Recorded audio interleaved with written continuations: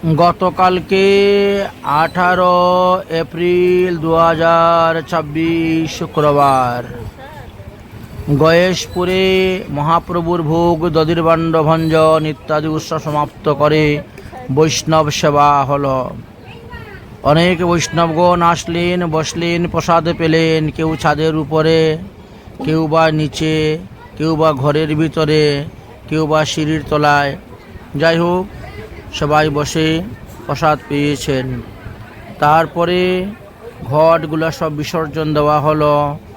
ঘট বিসর্জন দিয়ে বিকাল 6টার সময় বেরিয়ে পড়লাম মালদাতে আসার জন্য। 3খানা ব্যাগ নিয়ে আমার সব সময় চলতে হয়। যাই হোক, এক ব্যাগে গ্রন্থ, এক ব্যাগে মালা তিলক চন্দন, এক ব্যাগে ঠাকুর, যাই হোক এক ব্যাগে নিজের কাপড় চোপড় নিয়ে রওনা হলাম। তারপরে এসে কাঁচরাপাড়া উপস্থিত হলাম। কাঁচরাপাড়ার থেকে ট্রেন ধরলাম। ট্রেন ধরে নৈহাটি গিয়ে উপস্থিত হয়েছি। নৈহাটি থেকে রাত্রে 10টা 45 ট্রেন হলো মালদা টাউনে আসার জন্য। যাই হোক, সমস্ত রজনী এইভাবে ট্রেন যাত্রায় অতিবাহিত হলো। তারপরে আজ সকালে ফারাক্কা ব্রিজ দিক হয়ে পার হয়ে ধীরে ধীরে মালদাতে এসে উপস্থিত হলাম। আজকে হলো 19 এপ্রিল 2026 খ্রিস্টাব্দ, রবিবার। আজ সকালবেলা মালদাতে এসে উপস্থিত হয়েছি সকাল 7টার সময়।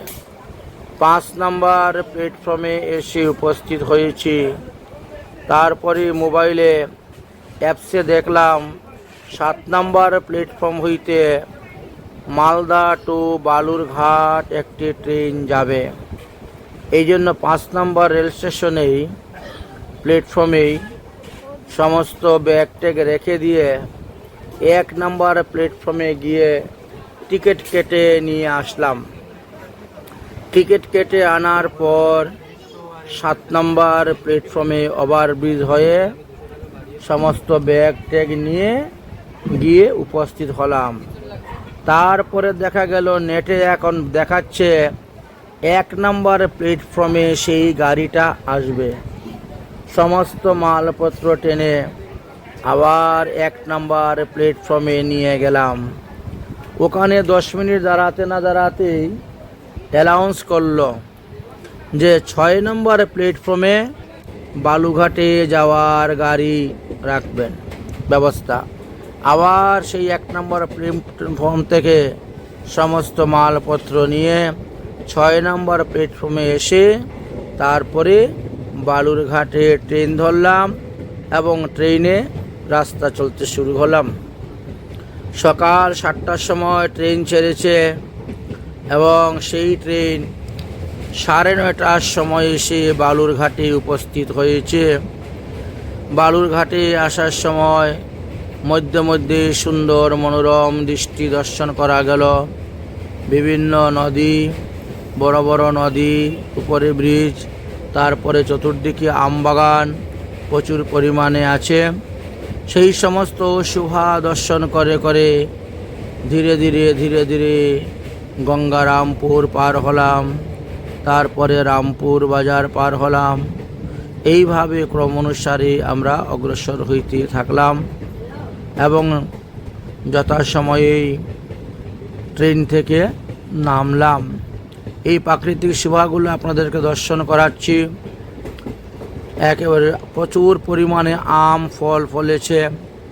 প্রতিটি জায়গাতে শুধু খালি আম আর আম দেখা যাচ্ছে। যেদিকে তাকাবেন সেদিকেই শুধু খালি আম গাছ আর আম গাছ এবং প্রচুর পরিমাণে আম ফল ধরেছে। মালদা টাউনের মালদা থেকে বালুরঘাট আসতে আসতে এই রকম শোভা দর্শন করলাম। যাই হোক, তারপরে ফকিরহাট নামক স্থানেতে এসে নামলাম। নামার পরে অটোরিক্সা করলাম, করে পথিরামে যাওয়ার জন্য রওনা হলাম। রাস্তায় প্রচুর গাছপালা ভেঙে পড়ে আছে। গতকালকে রাত্রে 11টা থেকে ভোর 5টা পর্যন্ত ঘূর্ণিঝড় শুরু হয়েছিল। এই জন্য রাস্তাতে অনেক কারেন্টের খুঁটি ভেঙে পড়ে আছে, তার সব ভেঙে পড়ে আছে, ছিঁড়ে গেছে। বড় বড় গাছ সব রাস্তার মধ্যে পড়ে রাস্তা ব্লক হয়ে আছে। এই রকমভাবে পরিস্থিতি দেখলাম। কারেন্ট নাই, নানা রকমের অসুবিধা। টিনের ঘর যত ছিল সব দেখি অধিকাংশই ঘূর্ণিঝড়ে ভেঙে গেছে। যাই হোক, ধীরে ধীরে এসে উপস্থিত হয়ে গেলাম পতিরাম শিষ্যের বাড়িতে চিরা উপস্থিত হয়ে গেছি। ফ্যাক্টরির পাশে চিরার মিল ছিল পূর্বে, এখন বন্ধ হয়ে গেছে। চিরার মিলের পাশে বৈরাগী পাড়া নামক স্থান, সেখানে আমার এক শিষ্য তাপসী বাস করে। সেই তাপসী আমাকে বৃন্দাবন থেকে আনছে এই স্থানে মহাপ্রভুর ভোগ দেওয়ার জন্য।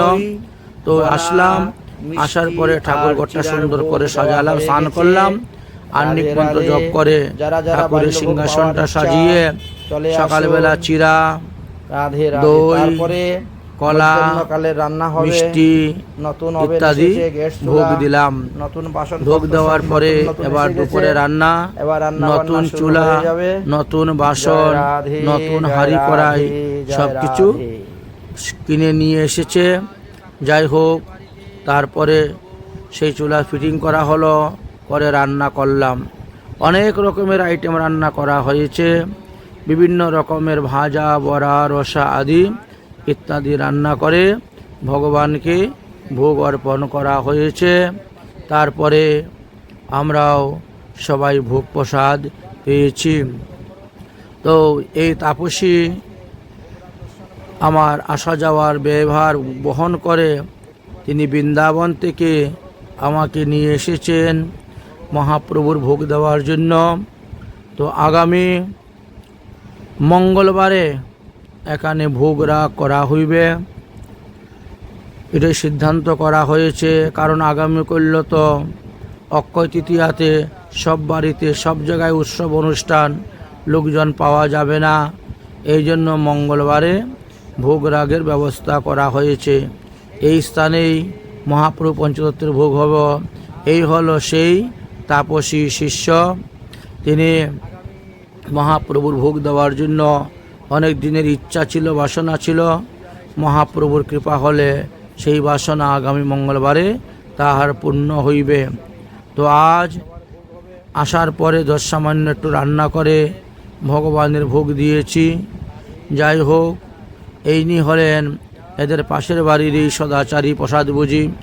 ইনি হলেন মাস্টারনি, এনার নাম হলো সপ্তমী। যাই হোক, এনার বাড়িতে আগে একবার ভাগব সপ্তাহ জ্ঞানযোগ্য পাঠ হয়েছিল, পরীক্ষিত যোগ্য হয়েছিল সপ্তমীর বাড়িতে। এইভাবে মানে 3-4 দিন পতিরামেই থাকব, পতিরামে অবস্থান করব। এখন পশ্চিমবঙ্গে ইলেকশন আছে, ভোট আছে। ভোটের পরে এখান থেকে কুচবিহার যাব, নিউ কুচবিহার যাব। এই কদিন এখন পতিরামে অবস্থান করব। পতিরামের আশেপাশে যে সমস্ত ভক্তগণ আছেন তাদের যদি কোনো প্রয়োজন মনে করেন আসতে পারেন, দেখা করতে পারেন। যেহেতু আমি পতিরামে আছি, বিশেষ প্রয়োজনে অবশ্যই দেখা করবেন বা ফোনও করতে পারেন। ফোন নাম্বার তো আমার দেওয়াই আছে। তাহলে আগামীকালকে অক্ষয় তৃতীয়া পালন করবেন। তারপরে মোহিনী একাদশী ব্রত আসতেছে আমাদের, তারপরে একাদশীর পারণ, তারপরে নৃসিংহ চতুর্দশী, এই কয়েকটি তিথি তো বিশেষ করে আছে।